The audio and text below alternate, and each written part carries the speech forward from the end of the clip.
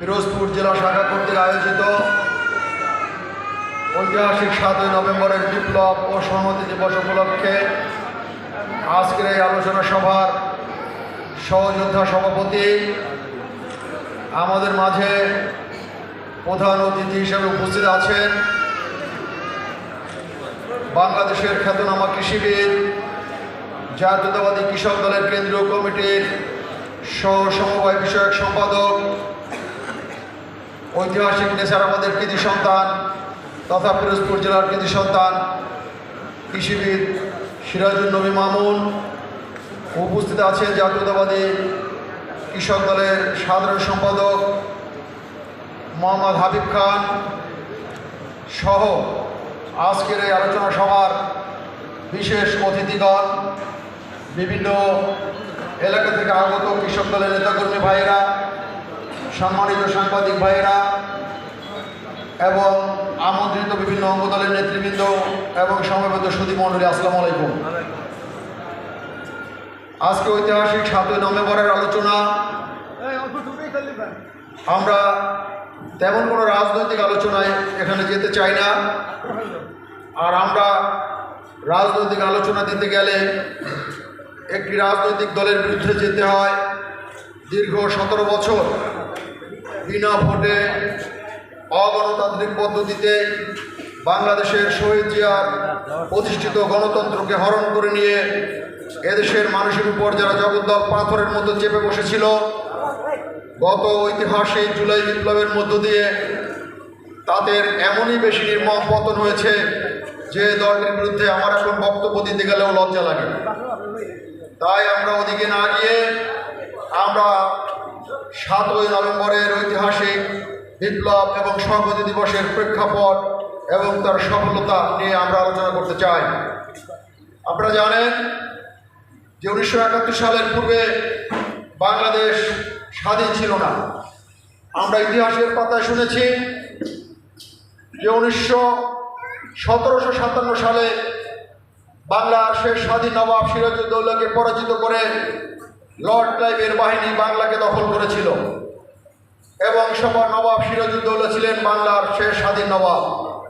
কিন্তু আমরা যদি আরেকটু ইতিহাসের গভীরে প্রবেশ করি তাহলে বলতে গেলে এই যে সিরাজউদ্দৌলার নবাবী বাংলাদেশে এটিও মুঘল সাম্রাজ্য অর্থাৎ দিল্লি থেকে সনদ এনে দিল্লির থেকে ক্রয় করে এনে এই বাংলা স্বাধীনভাবে চালাতে হতো। তাই যদি সনদ যদি দিল্লি থেকে আনা হতো তাহলে কি করে বাংলাদেশ স্বাধীন হতো? আসলে 1971 সালের 16ই ডিসেম্বরের 9 মাসের রক্তাক্ত বিপ্লব, যেটাকে বাংলাদেশের মুক্তিযুদ্ধ আমরা বলি, এই মুক্তিযুদ্ধের বিজয়ের পূর্বে বাংলা কখনোই স্বাধীন ছিল না। এই স্বাধীনতার প্রেক্ষাপট যদি আমরা বর্ণনা করতে যাই তাহলে 1947 সালে যখন পাক ভারত উপমহাদেশ দুই ভাগে বিভক্ত হয়ে হিন্দু এবং মুসলমান ধর্মের ভিত্তিতে দুটি রাষ্ট্রে পরিণত হয়, হিন্দু অধ্যুষিত এলাকা নিয়ে ভারত গঠিত হয় এবং মুসলমান অধ্যুষিত এলাকা নিয়ে পাকিস্তান গঠিত হয়। যেহেতু বাংলাদেশ মুসলমান সংখ্যাগরিষ্ঠ দেশ ছিল, তখন পূর্ব পাকিস্তান হিসেবে বাংলাদেশ পাকিস্তানের একটি অঙ্গরাজ্য হিসেবে আমরা পরিণত হয়েছিলাম। আমরা ছিলাম পাকিস্তান রাষ্ট্রের একটি প্রদেশ। এই পাকিস্তান রাষ্ট্র পেয়ে আমরা আশা করেছিলাম, আমরা ব্রিটিশদেরকে তাড়িয়েছি, আমরা বিভক্ত হয়ে একটি মুসলিম রাষ্ট্র গঠন করেছি, এখন আমরা একটি স্বাধীন এবং সুখী সমৃদ্ধশালী দেশ হিসেবে আমরা বিশ্বের দরবারে মাথা উঁচু করে দাঁড়াবো। কিন্তু পাকিস্তানের তৎকালীন ঔপনিবেশিক শাসকরা শুধু তাদের ভৌলিক অবস্থানের দিকে লক্ষ্য করে বাংলাদেশকে নিপীড়ন, নির্যাতন এবং বিভিন্নভাবে বঞ্চিত করতে থাকে। তার বিরুদ্ধে 24 বছরের এই বাংলা জাতির বিভিন্ন রকমের সংগ্রাম, বিদ্রোহ, বিভিন্ন রকমের নির্যাতন সহ্য করে 24 বছরের পরে যখন 1971 সালে বাংলাদেশে একটি গণতান্ত্রিক পদ্ধতিতে নির্বাচন হলো, সেই নির্বাচনের রায়টিও পাকিস্তানি নেতৃবৃন্দ তখন মেনে নিতে প্রস্তুত ছিলেন না। তার বিরুদ্ধে দেশের দামাল ছেলেরা, বাংলার দামাল ছেলেরা হাতে অস্ত্র নিয়ে যুদ্ধ করতে প্রস্তুত ছিল, কিন্তু কোনো দিক নির্দেশনা ছিল না।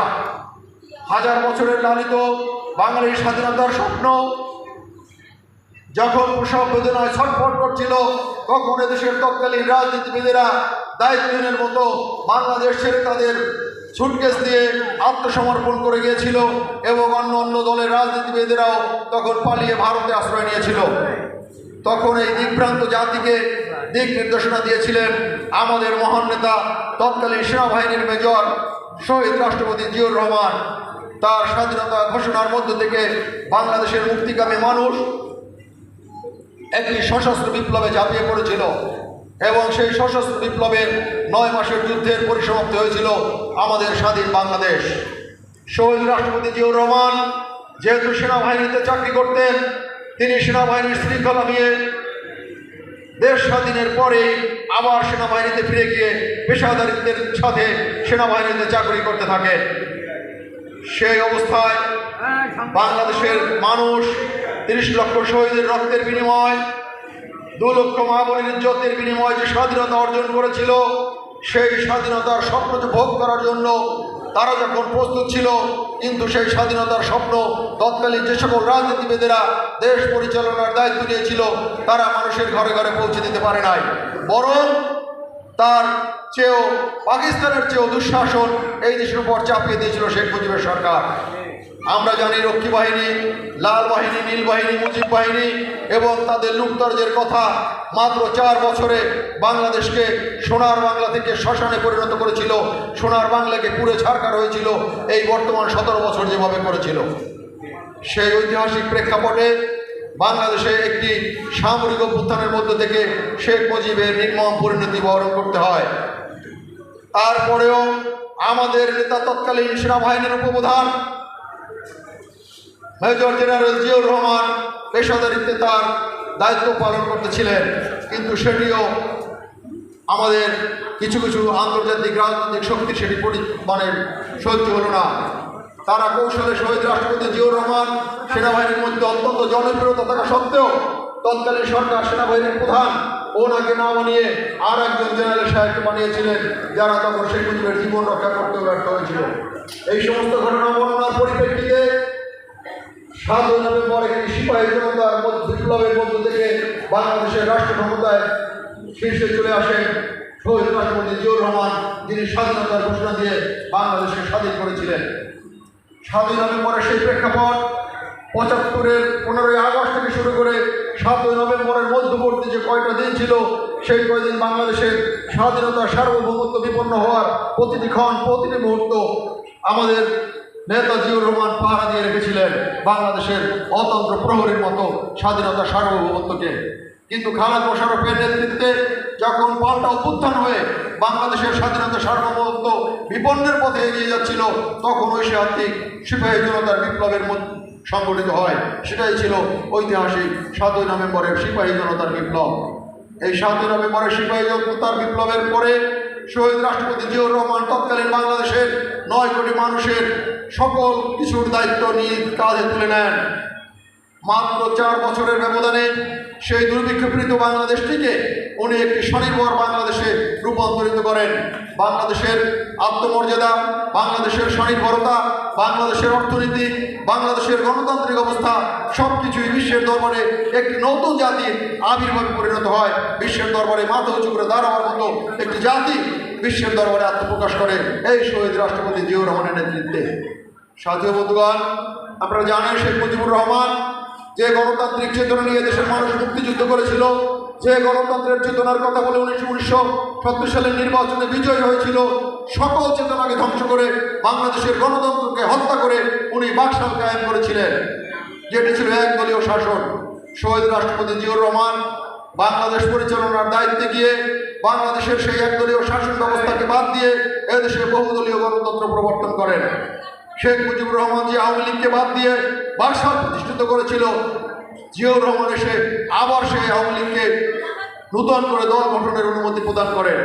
শেখ হাসিনা শেখ মুজিবের পর ভারতে যিনি পালিয়ে আশ্রয় ছিল, আমাদের নেতা জিয়াউর রহমান ওনাকে বাংলাদেশে আমন্ত্রণ জানিয়ে এনে 32 নম্বর ওনার বাবার বাড়ির দায়িত্ব বুঝিয়ে দিয়ে, আওয়ামী লীগের নেতৃত্বের দায়িত্ব বুঝিয়ে দিয়ে বাংলাদেশের গণতন্ত্রকে সমৃদ্ধ করার চেতনা নিয়ে সেই দেশে শেখ হাসিনাকে প্রতিষ্ঠিত করেছিল। অনেক দুই একজন বক্তা বলেছেন যে আজকে যদি বিএনপি না হতো তাহলে হাসিনার এইভাবে পতন হতো না। আসলে হাসিনাকে প্রতিষ্ঠিতই করেছিল বিএনপি, হাসিনাকে প্রতিষ্ঠিতই করেছিল জিয়াউর রহমান।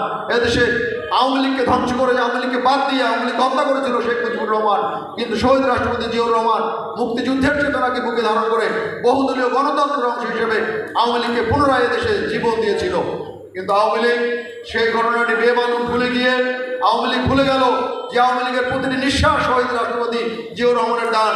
শেখ হাসিনা ভুলে গেল শেখ হাসিনার প্রতিটি নিঃশ্বাস শহীদ রাষ্ট্রপতি জিয়াউর রহমানের দান। এই দানকে ভুলে গিয়ে সে বাংলাদেশ জাতীয়তাবাদী দলটিকে কীভাবে নিশ্চিহ্ন করে ফেলা যায়, বাংলাদেশ থেকে কীভাবে গণতন্ত্রকে আবার নির্বাসনে দেওয়া যায়, সেই প্রচেষ্টায় তিনি লিপ্ত হলেন।